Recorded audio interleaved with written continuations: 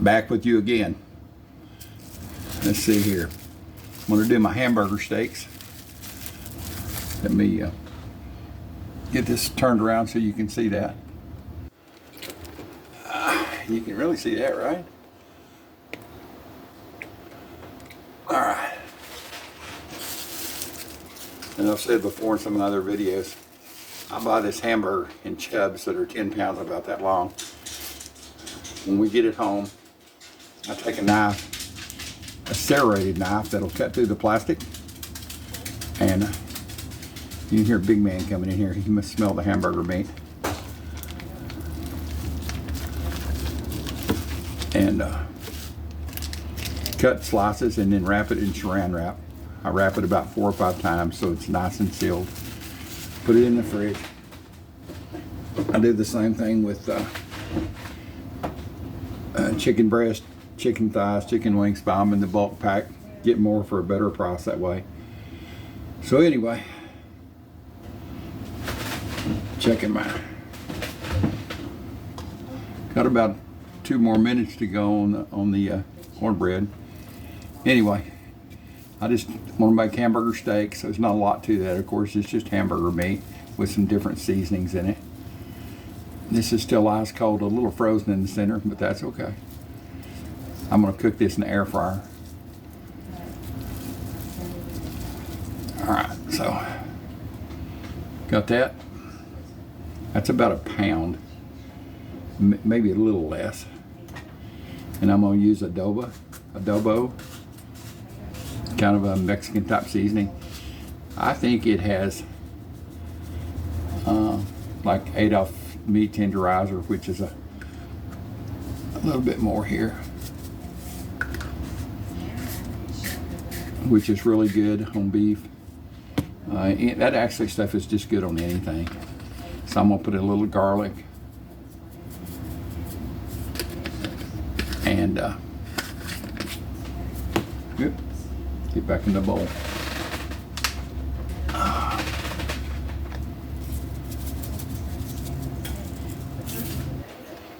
My special garlic shake, my special pepper shaker. No salt. My oven timer is fixing to go off, and that's going to need about 10 more minutes. So I'm going to go ahead and reset it now. Go ahead and stop that. Reset that. 10 more minutes. Up. Kitchen timer 10. I really just go by looks. When it starts looking done and you can start to smell, that's when it's ready. So you can see I've got all my ingredients in there.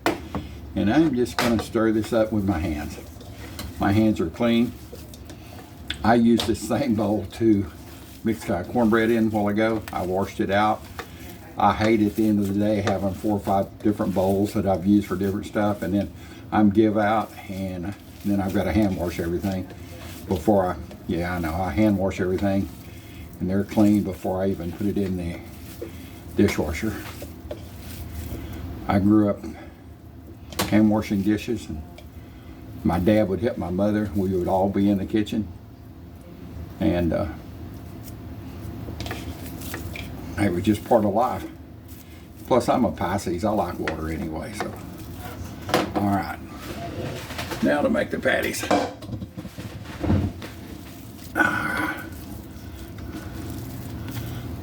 Kind of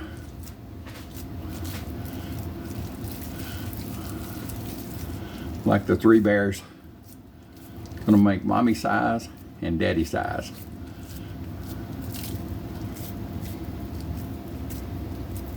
Okay. And there that is. I think I may have them close to the same size this time. I think a lot of people weigh their hamburger out and make sure the patties are exact on. We're just doing this thing in the air fry. Let's see. All right. And I don't care if they're really perfectly round or not. Let's see here.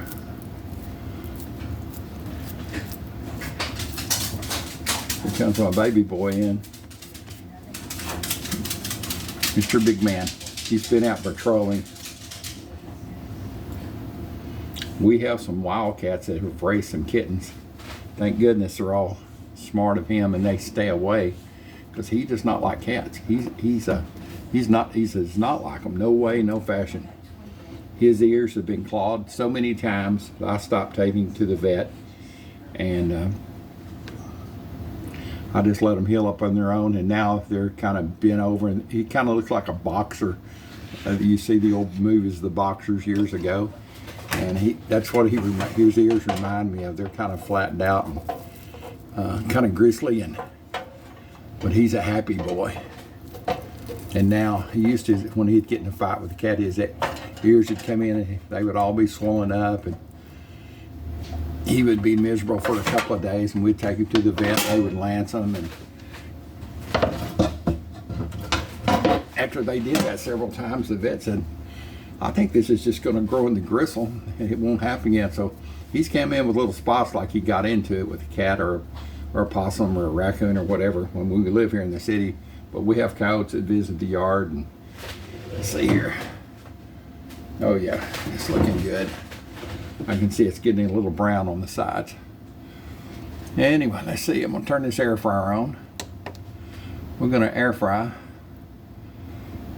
for, let's set the timer.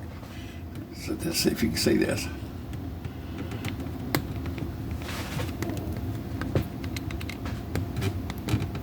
I don't know if I can do that or not. Set it for 20 minutes at 350 degrees. There's no way it's going to take that much time. But I'm going to be in here. I'll be looking at it. So let's just give you a sneak peek of the cornbread here. I love it cooked in a cast iron skillet. I absolutely love it. You can see it down in there cooking away. That old cast iron skillet was my mother's, and I think she got it from her mother or my dad's mother. So anyway, it's rising really good. It's starting to smell like cornbread, so I know at that point it's getting ready to brown. And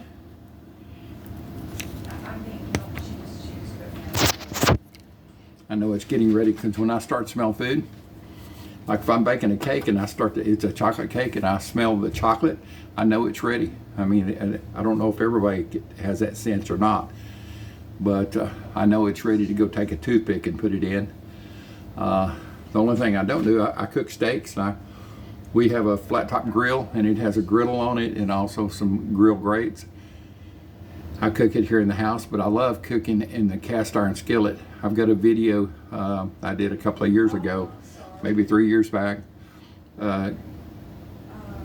cooking two, I think the ribeyes or T-bones, and I cook them in less than 8 minutes. I think it's like 5 minutes on each side. I like my steaks on the moose side. I like them kind of rare. I want them cooked on the inside, but I like it a little bit red. My wife likes it a little bit cooked on the inside, a little bit more than I do.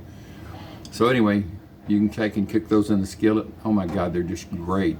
And they stay tender. I mean, you got to sear them on both sides and put your seasonings on. But I've got a couple of video of that. 2 or 3 years, you can look at all my videos and look back. Me cooking some steaks. And I cook everything from pork chops. I made pork chops, and then I used the leftover grease that was in them to make red eye gravy. I hope you know what red eye gravy is. It's just a gravy that's made with the pan drippings. You can do sausage. The air fryer just let me know it started cooking. It preheated. And you can use pork chops, anything that leaves a pork grease in it, and which is the flavor, of course. Mix a little bit of sugar, a little bit of coffee, pepper, not much salt, and I always salt mine after because some of like bacon and stuff has salt in it. So I try to get in the mindset, don't salt anything until I get ready to eat it. If it needs it, I'll put it in at that point. And I used no salt, which is a salt substitute. So anyway, let me look at this.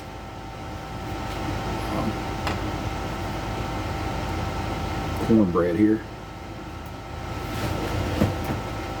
Oh yeah, it's looking really good. I'm gonna up the temperature to 450 degrees. I do believe it's already cooked. I'm gonna reach down here and pull it out just for a second and check the center of it. Oh, it's about 1,000 degrees in here. The center's not, it's pulling away from the sides. It's ready, actually. That's what I thought. Let me turn this thing off.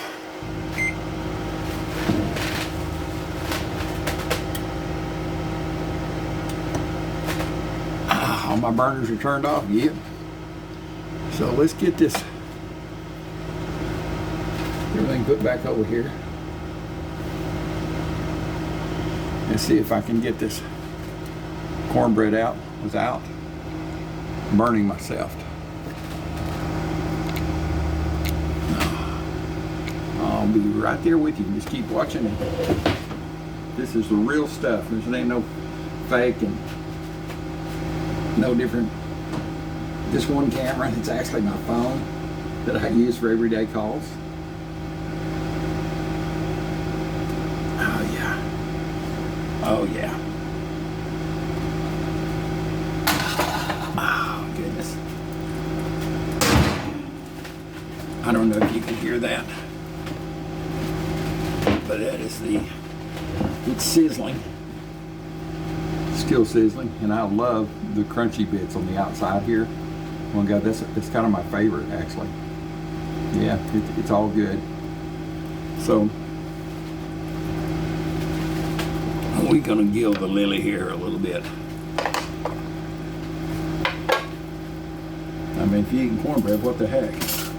Enjoy it.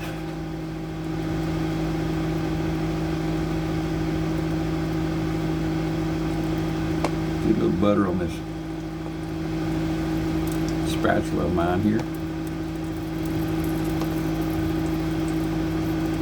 All right. I don't know if you use these are heat-proof spatulas. The white ones are not. The white ones are you just mix, but you can't put them in anything really hot. On these, the ones that are green and red, and I think there's some other colors, you can actually cook with them. You can stir gravy; it won't melt your spatula. So I'm just going to put a little bit of butter on the top of this. If I'd have had time, I would have chopped up some cheddar cheese and put it in here, but dough dude has been cooking all morning since 4, off and on, and I'm doing good today, feeling good. So I'll put up a bunch of pictures before and after this video is done of my family life when I was raised on a farm. I hope you enjoy those. It just gives you an insight of where I came from and who I am at and where I'm at now. And, all right, you can see that. Hear the air fryer sizzling. So I'm going to get this off the burner here, of course. Oh. That will be so good with supper with these field peas.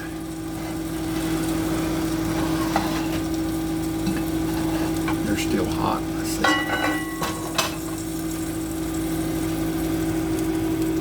Field peas and cornbread, smoked turkey wing, and hamburger steak, or as I like to refer as West Dallas round.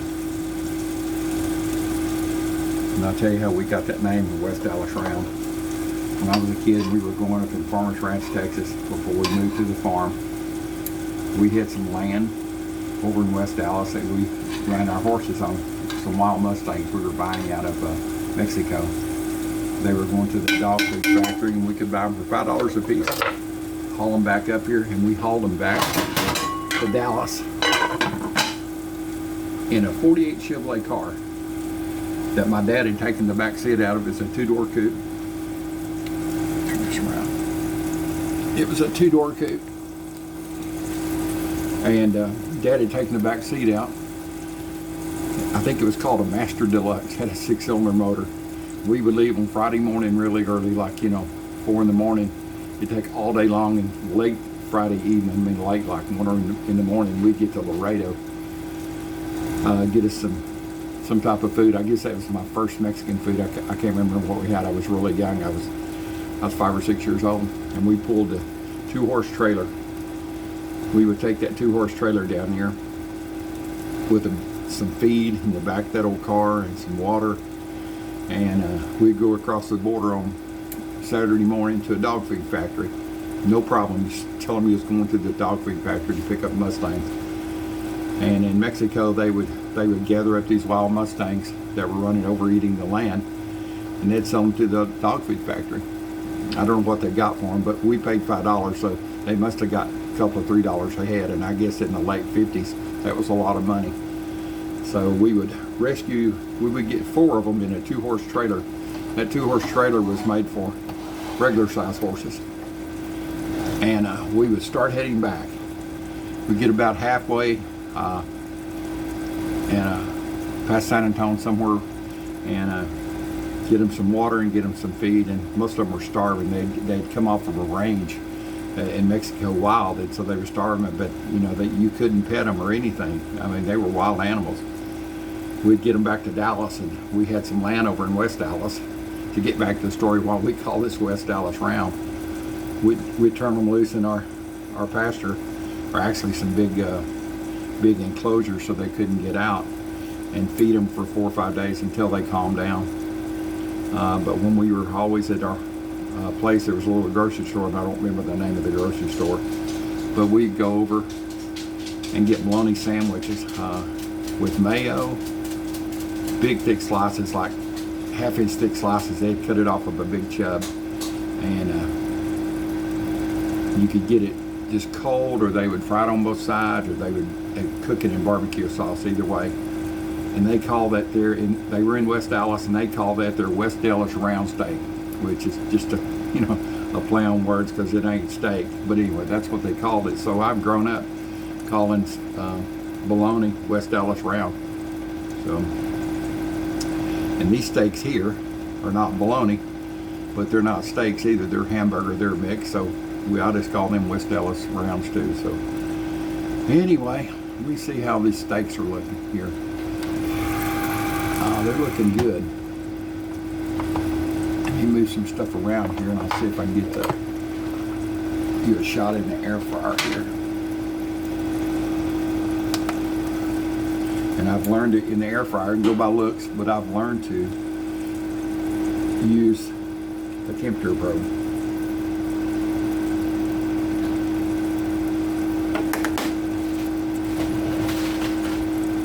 Before I got this air fryer, it was just always by, okay, yeah, that looks good, and feel of the steak, and it felt okay. Let's see how this one's going. It says it's 98 degrees in here, so they're not ready. I could tell. They were ice cold when they're put in. They're about 108 right now, so I've got a lot more cooking to do. So I will put you on hold for a little bit and come back when these West Dallas round steaks are ready to go. Back in a little bit.